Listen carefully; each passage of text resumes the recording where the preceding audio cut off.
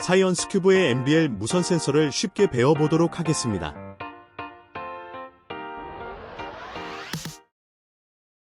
먼저 센서 본체 앞면에 디스플레이, 센서명, 전원 버튼이 표시가 되어 있고 센서 화면에는 모드와 센서 고유번호 배터리 잔량이 표시되어 있습니다. 그리고 뒷면엔 센서 이름과 측정 범위가 표시되어 있습니다. PC 모드는 안드로이드 체제와 윈도우 체제일 때 사용하는 모드로 가장 많이 쓰이는 모드입니다. 그리고 안드로이드 체제는 모바일 모드에서도 사용이 가능합니다. 모바일 모드는 iOS 체제일 때 주로 사용하는 모드이므로 iOS 체제일 때는 꼭 모바일 모드로 변경하는 것을 주의해야 합니다. 변경할 때는 전원 버튼을 꼭 눌러 센서를 꺼준 후 다시 전원 버튼을 꼭 눌러 켜주면 모드를 변경할 수 있고 변경되면서 다시 켜집니다. 실제 센서를 켠 모습입니다. 고유번호 46번 센서의 모바일 모드이며 현재 온도를 21.9도 정도로 나타내고 있는 것을 실시간으로 확인할 수 있습니다. 이제 센서를 모바일 디바이스에 블루투스 연결해 보도록 하겠습니다.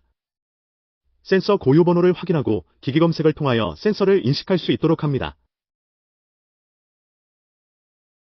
모바일 디바이스에서 페어링을 허용해주고 페어링된 기기 목록에서 사용하고자 하는 센서를 목록에서 선택해줍니다.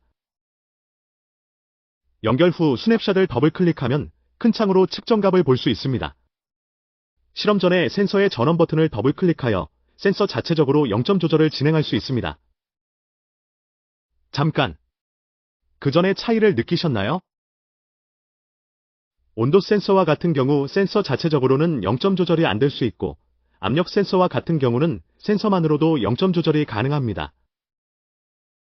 자세히 보면 0점 조절을 했을 경우에 센서 디스플레이 측정값 우측에 0점 조절 표시로 유제로가 뜨는 것을 확인할 수 있습니다. 반대로 다시 전원 버튼을 더블 클릭하면 원래의 값으로 돌아오는 것 또한 확인할 수 있습니다.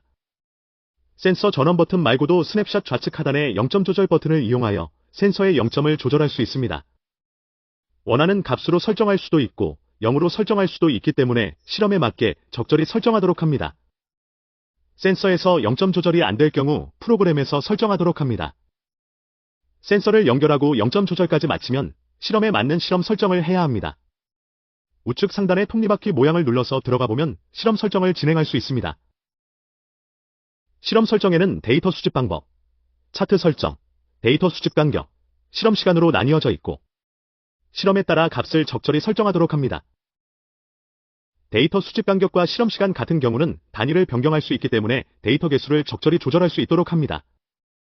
데이터 수집 간격의 단위는 총 4가지로 헤르츠, 초, 분, 시가 있습니다.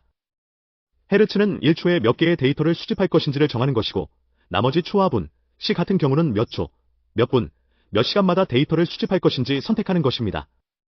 실험 시간 단위는 초, 분, 시, 일이 있고 총 몇 초, 몇 분, 몇 시간, 며칠 동안 실험을 진행할 것인지를 선택하는 것입니다. 실험에 맞게 적절한 시간을 선정하지만 실험이 일찍 끝나면 원하는 시기에 조기 종료할 수 있으니 실험 시간을 충분하게 설정하는 것이 좋습니다. 또한 오랜 시간 실험할 경우 설정한 시간이 끝나면 자동으로 실험이 종료가 됩니다. 모든 설정이 되었다면 실험 시작 버튼을 눌러 데이터 수집을 진행합니다. 측정부에 측정이 되도록 실험을 진행하면 실시간 데이터가 그래프로 나타납니다.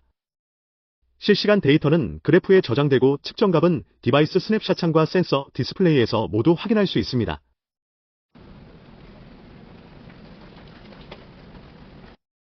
실험을 모두 진행하여 실험 종료 버튼을 누르면 데이터 수집이 종료가 되면서 그래프도 멈추게 됩니다. 실험을 모두 마쳤으니 분석 툴에 대해 소개해드리도록 하겠습니다. 먼저 스냅샷 화면을 더블 클릭해서 다시 작은 크기로 줄이고 설명하겠습니다. 마우스 커서 모양은 그래프 내에서 터치하면 데이터의 X, Y축 값을 나타내주고 오른쪽 카메라 모양은 그래프를 캡처하여 이미지 파일로 저장합니다. 손가락 모양은 확대 축소를 해주거나 그래프를 이동시켜주는 기능을 합니다. 확대나 축소를 하기 위해서 화면을 두 손가락으로 쓸어주거나 모아주면 됩니다. 화살표 4개 모양은 자동 스케일로 확대 축소나 이동으로 그래프를 보기 어려워져도 원래 형태로 돌아가게 해줍니다. 다음은 데이터 분석으로 실험한 데이터로 원하는 결과나 관계를 도출할 수 있도록 합니다. 데이터 분석창에서 원하는 기능을 이용하여 분석을 진행하면 수집한 그래프 위에 분석 그래프가 형성됩니다. 데이터를 분석하기 위해서 그래프를 드래그 해주고 가운데를 선택해주면 됩니다.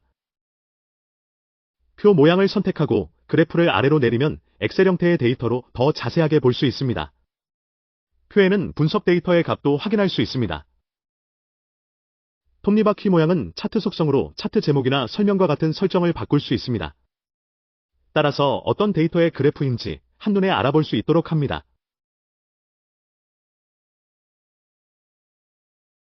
지능형과학실론은 미리 개설된 과학실에 공유할 수 있도록 연동됩니다.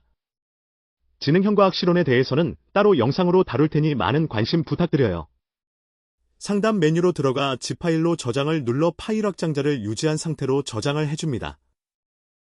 그리고 디바이스의 파일 관리 앱의 압축 파일에서 자신이 저장한 실험 파일을 선택하여 압축을 해제하여 주고 원하는 실험 값을 엑셀 파일로 확인해 주면 됩니다. 이제 데이터의 삭제 방법입니다. 지우개 모양을 누르면 부분적으로 데이터를 삭제할 수 있습니다. 선택한 영역이 삭제되고 복구되지 않기 때문에 신중하게 삭제해야 합니다. 마지막으로 휴지통 모양입니다. 휴지통 모양을 누르면 데이터 차트 전체를 삭제합니다. 지우개 모양과 마찬가지로 복구되지 않기 때문에 신중하게 선택하여야 합니다. 지금까지 센서와 사이언스샵 프로그램을 실험해서 다루는 기초적인 방법에 대해 알아보았는데요. 다음 영상은 사이언스샵에서 실험 매뉴얼을 찾는 방법과 실험 후 보고서를 작성 방법 그리고 편리하게 사용할 수 있는 다양한 기능에 대해서 소개하도록 하겠습니다.